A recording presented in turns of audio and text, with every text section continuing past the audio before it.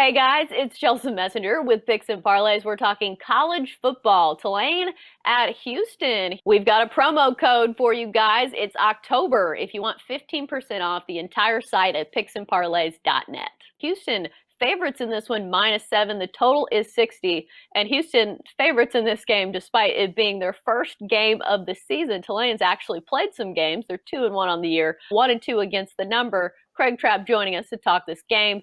Craig, do you like taking a team when it's their first game of the season when the other team has already played 3 games? That's got to be a big question mark, I would say, for some of these bettors on this game. Well, COVID-19 year is so different than anything we've ever seen. You just would never see this, that you would see a team play 3 games before a team has played at all. But Houston's tried. I mean, they had 2 cancellations in a week. They had the Memphis cancellation, so then they rushed to get the in-state rival Baylor on their schedule, and then Baylor cancels the day before the game. So they've had some rough luck when it came to cancellations. But I do think Houston's offense is really, really good. Dana Holgorsen, of course, we know his talents both at Texas Tech and at West Virginia, now at Houston. I think they'll put up points here. So to me, I'm looking at the total more than a team like Tulane. I'd like to take Tulane getting the points here, but after you watch that Navy game where they gave up, 20-point halftime lead and lose outright, pretty tough to have any faith in Tulane. So I'm looking at the over here, Chelsea. I just think you play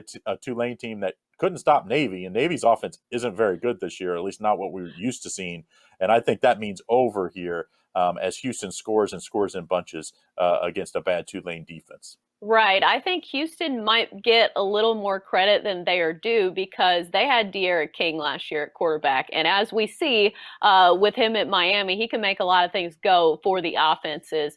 But as you mentioned, Dana Holgorsen, a good coach, especially on the offensive side of the ball. But just something to bring up when you're talking about this Houston team that is favored by a touchdown despite playing no games and not returning their starting quarterback. Just something to think about. Well, King only started, I think it was the first 5 or 6 games, and then he had that option to sit out and use his transfer and still retain that year of eligibilities, and that's what he did.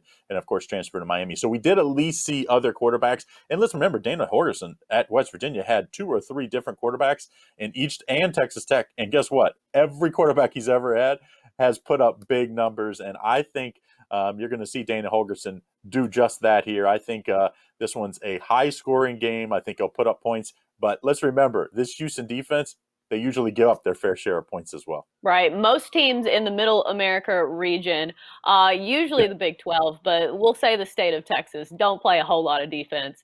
And on that note, let's wrap it up for our college football talk here on Picks and Parlays. Good stuff from Craig Trapp. Craig, thanks for joining us.